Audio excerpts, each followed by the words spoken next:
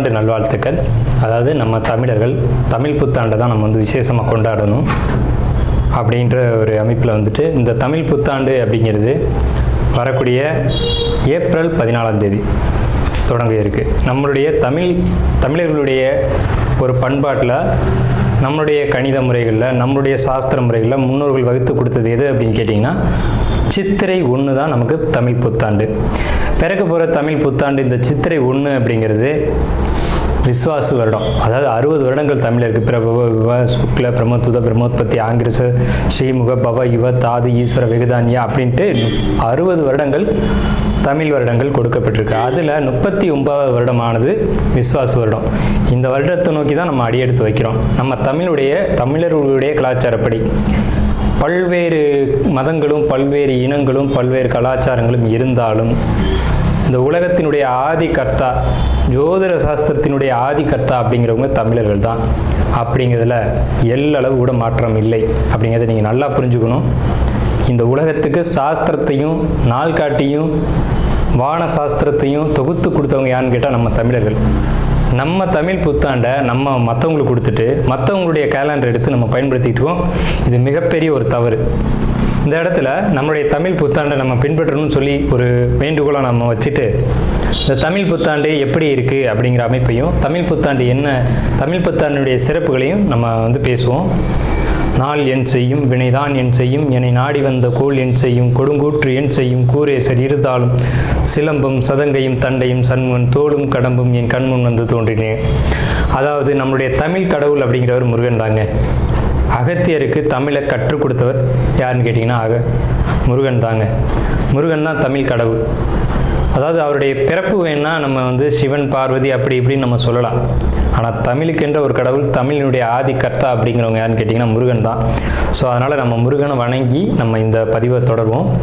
சித்திரை 1 அப்படிங்கிறது ஏப்ரல் 14 ஆங்கில கணக்குப்படி. ஆங்கில கணக்கை தயவு செஞ்சு யாரும் எடுத்துக்க வேணாம். ஆங்கில நாள்காட்டி தவறானது தான். இது வந்து நம்ம சவால்கிட்டே சொல்லலாம். ஒரு 15 நாட்கள் ஆங்கில நாட்காட்டியில் காணாமல் போய் அதை தேடி கண்டுபிடிச்சி அதுக்காக நாட்களை திருத்தின ஒரு வரலாறு நம்ம வரலாறு இருக்குது. நல்லா தெரிஞ்சுக்கோங்க. இன்னையிலேருந்து இன்னும் நூற்றுக்கணக்கான வருடங்களுக்கு கிரகணத்தை ஆதி காலத்திலே குறித்து வச்சுருக்காங்க நம்ம முன்னோர்கள்.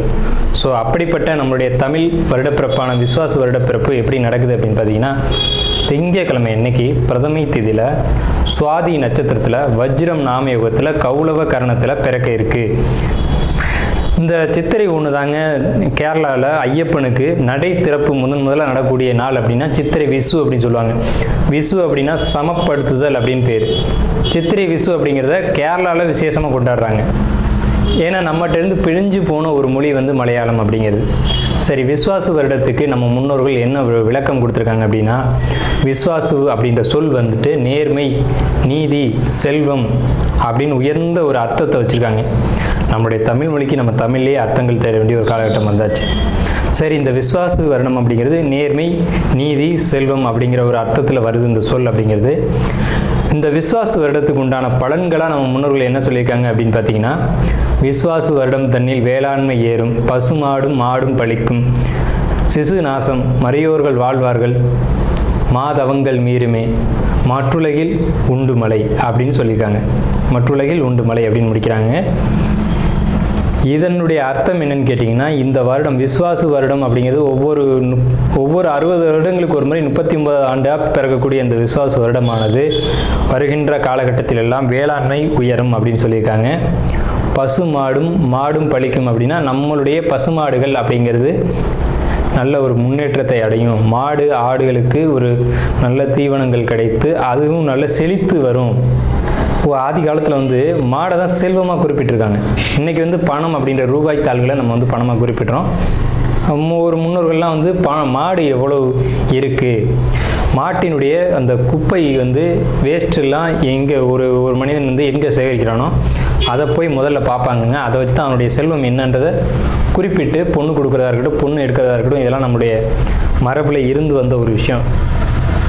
ஸோ அப்போ இத்தனை மாடுகள் இருந்தால் தான் அவன் செல்வந்தன் அப்படின்ற ஒரு கான்செப்ட் வந்து முன்னோர்கள் நமக்கு காமிச்சிருக்காங்க. அப்படிப்பட்ட பசுமாடுகள் மாடும் பழிக்கும் அப்படின்ற ஒரு வார்த்தையை வந்து அங்கே குறிப்பிட்டிருக்காங்க. சிசு நாசம் அப்படின்ற வார்த்தையை சொல்கிறாங்க. மறையோர்கள் வாழ்வார்கள். மறையோர்கள்னு யாருன்னு கேட்டிங்கன்னா சமுதாயத்தில் முக்கியமாக இருக்கக்கூடிய பெரியவங்க, மற்றவங்களுக்கு வழிகாட்டக்கூடியவங்க வாழ்வாங்க அப்படின்ற சொல்லியிருக்காங்க. மாதவங்கள் மீறுமே அப்படின்ற ஒரு வார்த்தையும் வருது. மாதவங்கள் மீறும் அப்படின்னா ஒழுக்கக்கேடான செயல்பாடுகளில் மனிதர்கள் நடக்க வேண்டிய காலகட்டங்கள் வரும். ஒழுக்கக்கேடுனா என்னங்க? இந்த விரல் தான் ஒழுக்கக்கேடு, இந்த ஒற்றை விரல் தான். இந்த விரலை வச்சு தான் நம்ம பட்டன் அமுக்கிறோம், காசு வாங்கிட்டு அமுக்கிறோம். இதுதான் மாதவங்கள் மீறுமே அப்படின்றது. ஸோ அந்த மாதிரிலாம் இல்லாமல் மனசாட்சிக்கு துரோகம் செய்யாமல் யார் நீதி பரிபாலனம் செய்வாங்க அப்படின்றத தெரிஞ்சு சரியான வாக்களித்து நல்ல தலைவனை தேர்ந்தெடுக்க வேண்டிய காலகட்டங்கள் அப்படிங்கிறத இங்கே மறைமுகமாக இந்த விசுவாச வருடத்தினுடைய வெண்பா பாடல் அப்படிங்கிறது நமக்கு சுட்டி காட்டுது. இந்த சித்திரை வருட பிறப்பானது மகர லக்னம்னு சொல்லக்கூடிய சர லக்னங்களில் விழுகுது. எப்படின்னு கேட்பீங்க. தமிழனுடைய கணக்குப்படி சூரியன் எப்போது கிழக்கு வானில் உதிக்கிறதோ அதுதான் லக்னம். ஸோ சித்திரை மாதம் 1ஆம் தேதியானது உதிக்கக்கூடிய நேரம் அப்படிங்கிறது கிழக்கு வானத்தில் சூரியன் உதிக்கக்கூடிய அந்த டைம் அப்படிங்கிறது 2:22 அதிகாலை மணி 2:22க்கே சூரியன் கிழக்கு வானத்தில் உதிச்சிடறாரு. அப்போ அது லக்னமாக போட்டுக்கணும், இந்த வருடத்தினுடைய பிறப்பு லக்னமாக போட்டுக்கணும். ஸோ அப்படி நம்ம போடும்போது மகர லக்னம் சர லக்னத்தில் விழுகுது. முன்னோர்கள் சித்திரை 1ஆம் தேதி அப்படிங்கிறத கண்டறிஞ்சு அந்த 1ஆம் தேதி தொடங்கக்கூடிய லக்னத்தை கண்டறிஞ்சு அதுக்கான பலன்களை பஞ்சாங்கங்களில் எழுத ஆரம்பிச்சிருக்காங்க. ஸோ அதன் அடிப்படையில் சர லக்னமான மகர லக்னத்தில் இந்த புத்தாண்டு அப்படிங்கிறது பிறகுது. இது ஒரு விசேஷமான ஒரு விஷயந்தான். ஏன் அப்படின்னு கேட்டிங்கன்னா, அந்த மகர லக்னத்துக்கு அதிபதியான சனி பகவான் ஒரு பலமான ஒரு நிலையில் வருடப்பிறப்பின் போது இருப்பாங்க அப்படிங்கிற ஒரு விசேஷமான ஒரு அமைப்பில் இந்த வருடப்பிறப்பு அப்படிங்கிறது விஸ்வாச வருடம் பிறக்கின்றது. ஸோ இந்த விஸ்வாச வருடம் பிறக்கும் போதே நமக்கு ஒரு நல்ல செய்தி கிடைச்சாச்சு, இந்த வருடம் நன்றாக இருக்க போகுது அப்படிங்கிற ஒரு விஷயம். சரி, இதை சித்திரை மாதம் தான் நீங்கள் தமிழருடைய கலாச்சாரம் அப்படின்னு சொல்கிறீங்களே, இதுக்கு ஏதாவது ஆதாரம் இருக்கா அப்படின்னு கேட்டிங்கன்னா கண்டிப்பாக இருக்கிறது. புறநானூறு அப்படின்ற ஒரு தமிழ் இலக்கியம் இருக்குது. அதில் போய் தேடி பார்த்தீங்க அப்படின்னா தலைநாள் பூத்த பொன் இணர் வேங்கை அப்படின்ற சொல்லும், கனிவேங்கை நன்னாளே நாடி மலர்தலால் அப்படின்ற வார்த்தை வரும். அதாவது சித்திரை மாதத்தில் பூக்கள் அதிகமாக பூத்து குலுங்கும். அதனால தான் தலைநாள் அப்படின்ற சொல்ல யூஸ் பண்ணுறாங்க. தலைநாள்னா முதல் மாதம் அப்படின்னு, தலை மாதம் கடை மாதம் அப்படின்னு பிரிக்கிறாங்க. கனிவேங்கை நாடி மலர்தலால், கனிவேங்கை நல்லான் நாடி மலர்தலால், அந்த பூக்கள் பூக்கிறதுனால அந்த கனிவேங்கை மாதம் அப்படிங்கிறதையும் தலைநாள் பூத்த பொன் இணர் வேங்கை அப்படின்ற சொல்லும் புறநானூறு அப்படின்ற இலக்கியத்தில் தமிழ் மாதம் முதல் மாதம் சித்திரை மாதம்ன்ற குறிப்பீடு அங்கே இருக்குது. சரிங்களா? வண்ண மலர்கள் பூத்து குலுங்கக்கூடிய ஒரு பொன்னான மலர்கள், பொன் போன்ற மலர்கள். இன்றைக்கும் கேரளாவில் ஒரு மஞ்சள் நிறத்தில் தங்க நிறத்தில் பூக்கக்கூடிய பூக்களை பறித்து அவங்க விசேஷத்துக்கு சித்திரை 1 அன்னைக்கு கொண்டாடுறாங்க.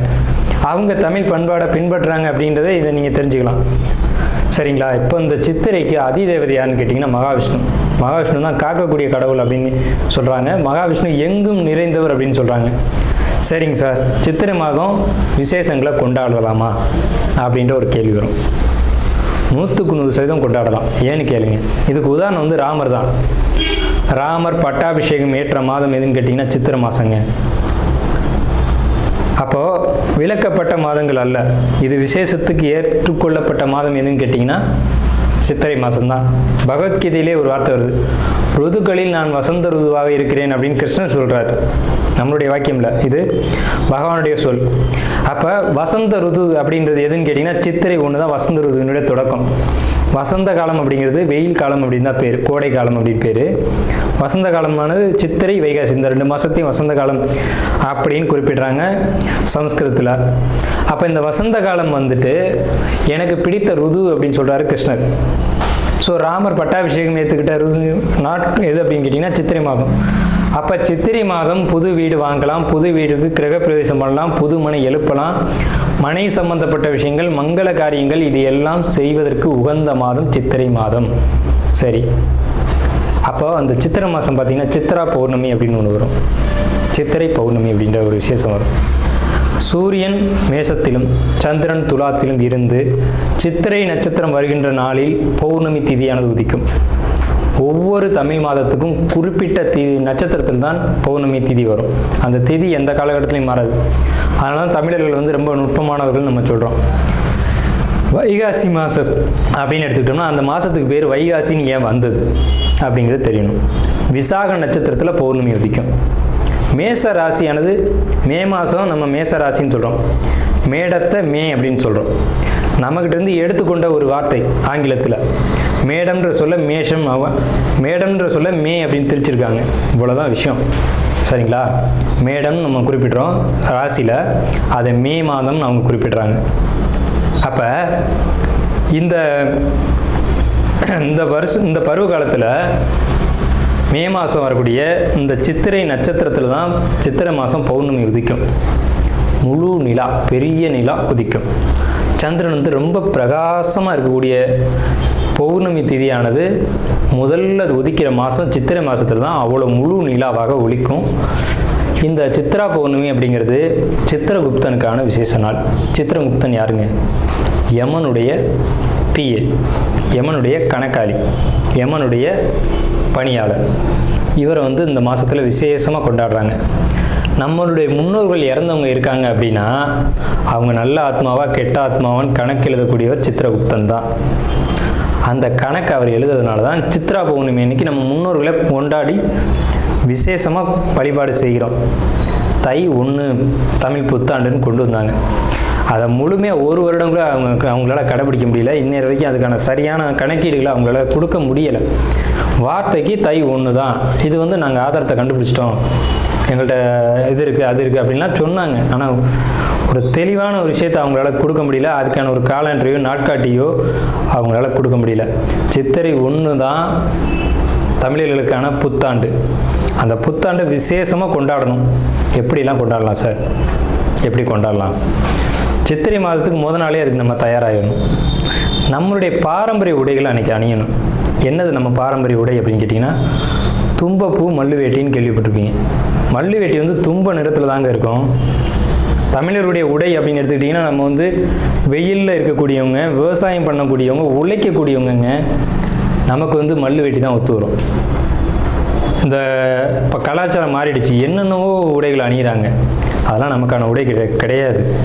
தும்பப்பூ மல்லு வேட்டி தான் நமக்கான உடை. அப்போ இந்த மல்லு துணியை தான் நம்ம வஸ்திரத்தை அணியணும். மேல் சட்டை போடக்கூடிய வழக்கம் நம்மளுடைய கலாச்சாரத்தில் கிடையாது. அப்படி போடுறது ரொம்ப தவறான விஷயம். நம்ம தவறான விஷயத்தை நோக்கி போய்கிட்டுருவோம். ஒரு ஊசியில் குத்தி ஒரு துணியை நெஞ்சு நீங்கள் போட்டிங்கன்னா நீங்கள் தமிழர்களே கிடையாது. உறுதியாக சொல்லுவேன். வெறும் துணியை நூலில் கோக்காமல் அணிகிறவன் தான் உண்மையான தமிழன். இதை மறுத்து பேசவே முடியாது. இதுதான் உண்மையான வரலாறு. அதாவது ஒரு துணியை எடுத்து அப்படியே உடலில் சுற்றிக்கணும், அவன் தான் தமிழன். மேல் அங்கம் வந்து வஸ்திரம்ன்ற துண்டும், அது எவ்வளோ பெருசாக வேணாலும் இருக்கலாம், அது சின்னதாக வேணாலும் இருக்கலாம். அது அவங்களுடைய வசதியை பொறுத்தது. ஆனால் சுத்தமான மல்லுவாக இருக்கணும். மல்லுன்றது பருத்தி நூலால் செய்யப்பட்டது. நம்ம வந்து பருத்தியை உற்பத்தி செய்யக்கூடியவங்க. நம்ம நிலத்தில் தான் பருத்தி உற்பத்தி ஆகும். அதுக்கான சரியான மண் வந்து தமிழர்களுடைய மண் தான். உலகத்துக்கே ஆடையும் சாஸ்திரத்தையும் கற்றுக் கொடுத்தவங்க யாருன்னா தமிழன் தான். ஸோ இந்த மாதிரி பாரம்பரிய உடைகளை அணிஞ்சு நம்ம விசேஷத்தை கொண்டாடணும். பச்சடி செய்வாங்க அன்னைக்கு, சித்திரை 1 அன்னைக்கு பச்சடி செய்வாங்க. இன்றைக்கெலாம் யாருமே செய்யறதில்ல.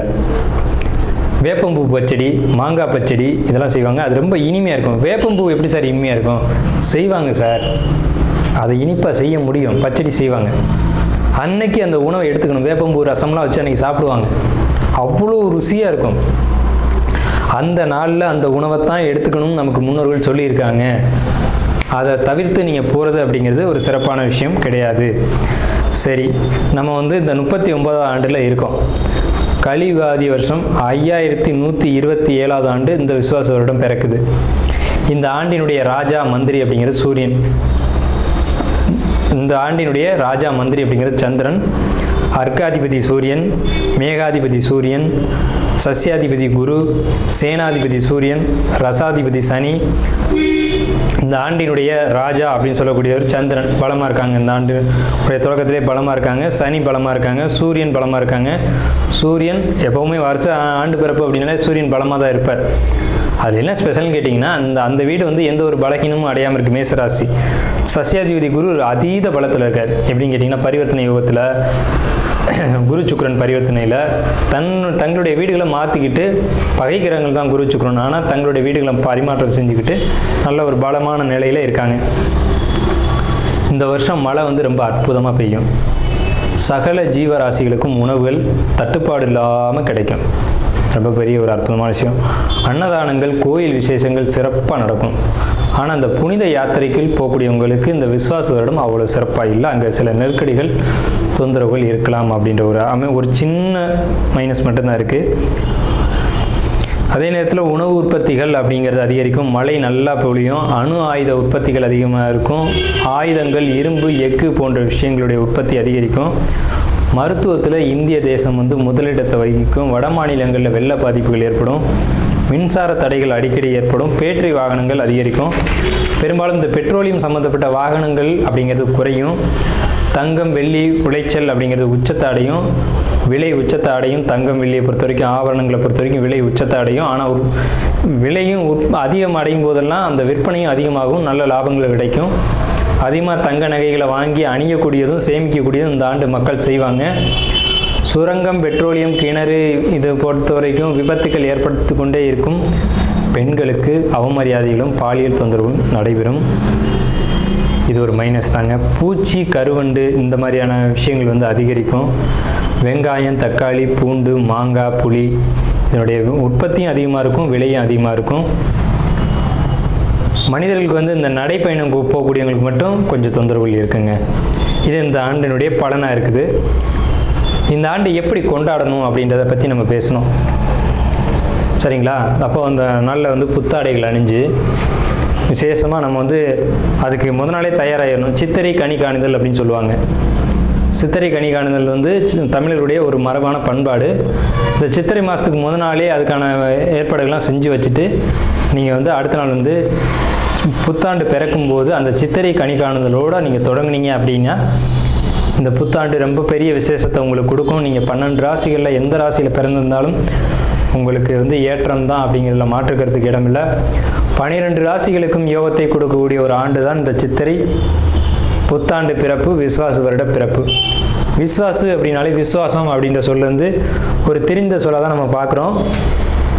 நேர்மையாகவும் மக்கள் செயல்படுவாங்க, நீதியோடு நடந்துக்குவாங்க. நீதி என்னன்றது தெரியும். தலைமையில் இருக்கக்கூடியவங்களுக்கு கொஞ்சம் தொந்தரவுகள் வரும். தலைமை அப்படின்னா உங்களுக்கு தெரியும், அரசாங்கத்தில் அரசியலில் இருக்கக்கூடியவங்களுக்கு தொந்தரவுகள் வருது அப்படிங்கிறதெல்லாம் மாற்றுக்கிறதுக்கு இடமில்லை. இதை பலர் சொல்லலாம், பலர் மறுக்கலாம். நடக்கும்போது சில விஷயங்கள் நீங்கள் தெரிஞ்சுக்கிங்க. புத்தாண்டினுடைய பிறப்பானது சிம்ம மாந்தியில் தொடங்குகிறது. அப்போ தலைமையில் இருக்கக்கூடியவங்க யாருன்னு நம்ம குறிப்பிட்டு சொல்ல முடியாது. எல்லாருமே தலைமை தான். அந்த பார்லிமெண்ட்டு, அதே மாதிரி நாடாளுமன்றம், இந்த மாதிரி இடங்களுக்கு போகக்கூடியவங்க எல்லாருமே தலைமை தான். இவங்களுக்கு மட்டும் கொஞ்சம் எச்சரிக்கையாக இருக்கணும் அப்படின்ற காலகட்டம். உடலையும் மனதையும் தைரியமாக பார்த்து கொள்ள வேண்டும் அப்படின்ற காலகட்டம் இந்த விஸ்வாச வருடம். அதே சமயத்தில் நீதி, நேர்மை யாரெல்லாம் கடைபிடிக்கிறீங்களோ உங்களுக்கு இந்த விஸ்வாச வருடம் உங்களை விசுவாசமாக காப்பாற்றும் அப்படிங்கிறதுலையும் மாற்றுக்கிறதுக்கு இடம் இல்லைங்க. ஸோ நம்மளுடைய இந்த வீடியோ பார்த்த அனைவருக்கும் நன்றிகள். விஸ்வாச வருடம் மூல நட்சத்திரத்துக்கான பலன்கள். முதல்ல பொருளாதார பிரச்சனைகள் அப்படிங்கிறது இந்த ஆண்டு உங்களுக்கு கிடையாது. ரெண்டாவது விஷயம், தந்தை வழி உறவுகளை பொறுத்த வரைக்கும் கவனமாக இருக்கணும். தந்தை கிட்ட ஒரு கருத்து வேறுபாடோ அல்லது தந்தை வழி சொத்து உங்களுக்கு கிடைக்கிற ஒரு சிக்கலோ கண்டிப்பாக ஏற்படும். அதே மாதிரி உங்களுக்கு பழைய வாகனங்கள், பழைய வீடு, ஏதேனும் ஒரு ப்ராப்பர்ட்டிஸ் வாங்கக்கூடிய அமைப்பு அப்படிங்கிறது உங்களுக்கு நிச்சயமாக அது செகண்ட் ஹேண்டாக தான் வரும். அது வாங்கக்கூடிய அமைப்பு அப்படிங்கிறது இருக்குது. கணவன் மனைவிகளை பொறுத்த வரைக்கும் கருத்து வேறுபாடுகள் அப்படிங்கிறது இருக்குது. பயணம் மூலமாக வருமானம் அப்படிங்கிற ஒரு அமைப்பு மூல நட்சத்திரத்துக்கு கண்டிப்பாக உண்டு. இந்த விசுவாச வருடத்தில் ஹெல்த் இஷ்யூஸ் வரதுக்கான வாய்ப்புகள் உண்டு. உடம்பை நல்லபடியாக பார்த்துக்கோங்க. வருடம் தனுசு ராசிக்கு புத்தாண்டு பலன்கள். நாள் என் செய்யும், வினைதான் என் செய்யும், என்னை நாடி வந்த கோள் என் செய்யும், கொடுங்கூற்று என் செய்யும், கூரேசர் இருந்தாலும் சிலம்பும் சதங்கையும் தண்டையும் சண்முன் தோளும் கடம்பும் என் கண்முன் தோன்றினேன். அதாவது தனுசு ராசி இவங்களுக்கு இந்த விஸ்வாச வருடம், தமிழ் வருடம் மொத்தம் 60 இருக்குது.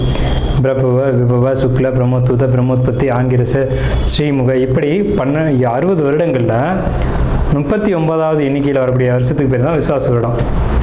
இந்த விஸ்வாசு அப்படின்ற சொல்லுக்கு செல்வம், நேர்மை, தூய்மை அப்படின்ற ஒரு பொருள்லாம் இருக்குது. அப்படிப்பட்ட இந்த விஸ்வாச வருடத்தில் என்ன வெண்பா கொடுத்துருக்காங்க அப்படின்னு பார்த்தீங்கன்னா, விஸ்வாச வருடம் தண்ணில் வேளாண்மை ஏறும், பசுமாடும் மாடும் பழிக்கும், சிசு நாசம், மரியோர்கள் வாழ்வார்கள், மாதவங்கள் மீறுமே, மற்றுலகில் உண்டு மழை அப்படின்னு சொல்லியிருக்காங்க. அதாவது பொதுவாகவே 12 ராசிக்கும் ஏற்றமுடைய ஆண்டாக இந்த ஆண்டு வந்து சொல்லப்பட்டிருக்கு. மறையோர்கள் வாழ்வார்கள் அப்படின்னு, வேளாண்மை உயரம் அப்படின்னு, ஆடு மாடுகள் அதிகமாக வந்து தங்களுக்கு தீவனம் கிடைச்சி நல்லபடியாக வாழும் அப்படின்ற ஒரு கருத்தை சொல்லி இந்த ஆண்டினுடைய வெண்பாவை கொடுத்துருக்காங்க. இந்த மாதிரி ஒரு சுபமான ஒரு ஆண்டு அப்படிங்கிறது வந்து குறைவான ஒரு அமைப்பு தான். ஸோ அப்படிப்பட்ட இந்த 39வது வருடம் விசுவாச வருடத்தில் தனுசு ராசிக்காரங்களான உங்களுக்கு என்ன பலன்கள் அப்படிங்கிறத நம்ம பர்டிகுலராக பார்ப்போம். இந்த வருடத்தினுடைய கிரக நிலைகளை கொண்டும் உங்களுடைய ராசியை கொண்டும் நம்ம இந்த பலன்களை பார்க்குறோம். தயவு செஞ்சு இந்த வீடியோ ஸ்கிப் பண்ணாமல் முழுமையாக பாருங்கள். அப்போ தான் நம்ம என்ன சொல்ல வரோம் அப்படின்றது தெரியும். உங்களுடைய பொன்னான நேரத்தை ஒதுக்கி பாருங்கள். ரெண்டாவது, நம்ம சேனலில் வந்துட்டு ஆன்மீகம், ஜோதிடம், பரிகாரம், வாஸ்து, ராசி பலன் இப்படி பல்வேறு வீடியோக்களை பதிவிட்டு வரோம். உங்களுக்கு பயனுள்ள வீடியோக்கள் இது எல்லாமே.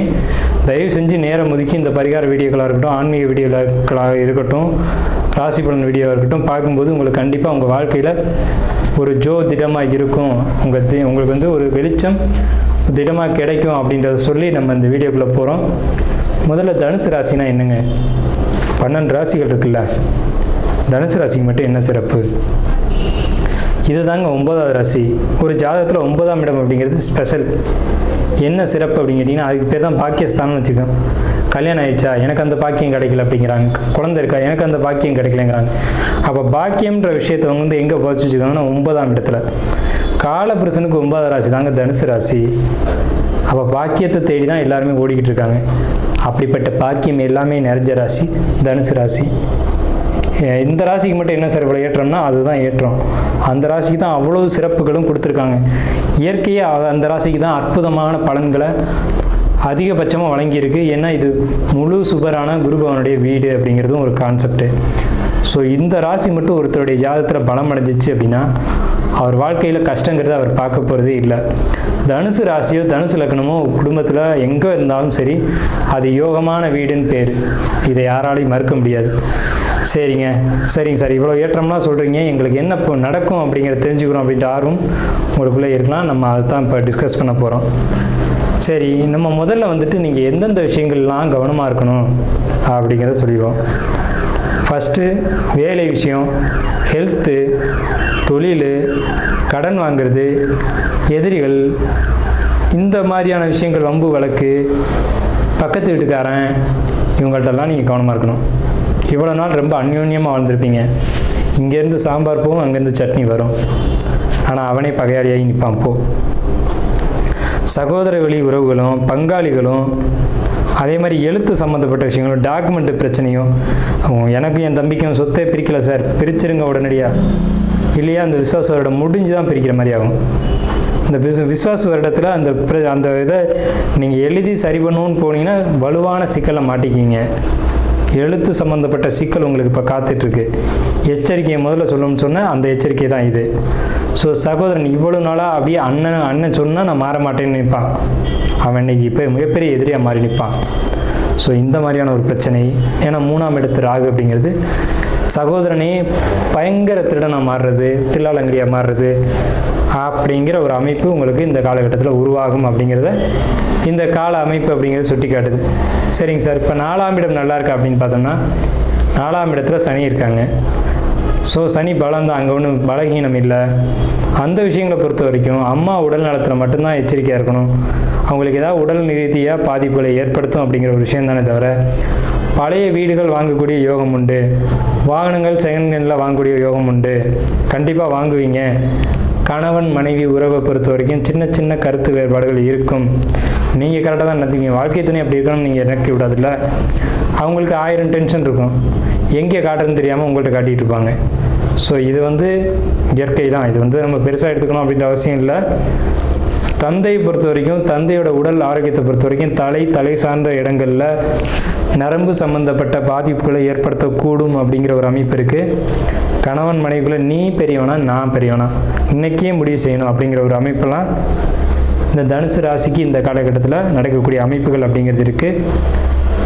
முதல்ல யார் பெரியவங்க அப்படின்றத முடிவு செய்யறதுக்கு முன்னாடி உங்களுக்கு இந்த காலகட்டத்தில் வம்பு வழக்கு எது வந்தாலும் சமாளிக்கக்கூடிய திறமைகள் இருக்குது. ஏன்னு கேட்டிங்கன்னா ராசி அதிபதியான குருவே பார்க்குறாரு. ஸோ உங்களுக்கான அமைப்பு அப்படிங்கிறது ரொம்ப சிறப்பாக இருக்குது.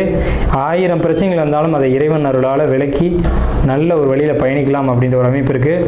டாக்குமெண்ட் வழியில் பிரச்சனைகள் காத்துக்கிட்டு இருக்குது, அதில் பொறுத்த வரைக்கும் கவனம். தந்தை வழி ப்ராப்பர்ட்டிஸை பொறுத்த வரைக்கும் விஸ்வாச வருடத்தில் அது ஒரு சிக்கலை கொடுக்க தான் செய்யும். திடீர் தொழில் வரவு, திடீர் தன வரவுகள் இருக்குது. பொருளாதாரம் சிறப்பாக இருக்கும் இந்த ஆண்டு. தனுசு ராசியை பொறுத்த வரைக்கும் பொருளாதாரத்துக்கு பற்றாக்குறை இல்லை. பெரிய அமௌண்ட்டு உங்கள் கைக்கு வரும். அது உங்களுடைய அமௌண்ட்டு உங்களுக்கு தேவையான அமௌண்ட்டு உங்களை தேடி வரும். எதையுமே சரின்னு பட்டால் மட்டும்தான் நீங்கள் செய்வீங்க. ஸோ சரியான விஷயங்களையே செய்யுங்க, சரியான ஒரு வெற்றி உங்களுக்கு கிடைக்கும். சகோதர வழி கருத்து வேறுபாடு அப்படிங்கிறது நிச்சயமாக இருக்குது. தொழிலில் நேர்மையாக செய்யணும், இல்லைன்னா தொழிலில் பாதிப்பு வரும். தொழிலை பொறுத்த வரைக்கும் நேர்மையான வழியில் தான் செய்யணும் அப்படின்ற ஒரு அமைப்பு இருக்குது. கொஞ்சம் நேர்மை தவறி நடந்தால் கூட அது பாதிப்பை ஏற்படுத்தும். லாபம் இருக்கா சார்னு கேட்டிங்கன்னா கண்டிப்பாக லாபம் இருக்குது. அதே மாதிரி ஜாப்பில் எச்சரிக்கைன்னு நம்ம முன்னாடியே சொல்லிட்டோம். ஜாப்பில் பெண்களால் தொந்தரவுகள் நிச்சயமாக உண்டு.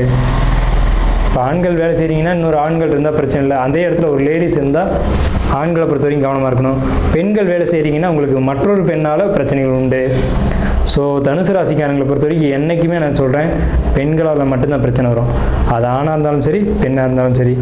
மனைவி வெளியில் விரயங்கள் ஏற்பட வாய்ப்பு உள்ளது. ஹெல்த்து சம்மந்தப்பட்ட உடல் ரீதியில் கவனம் தேவை.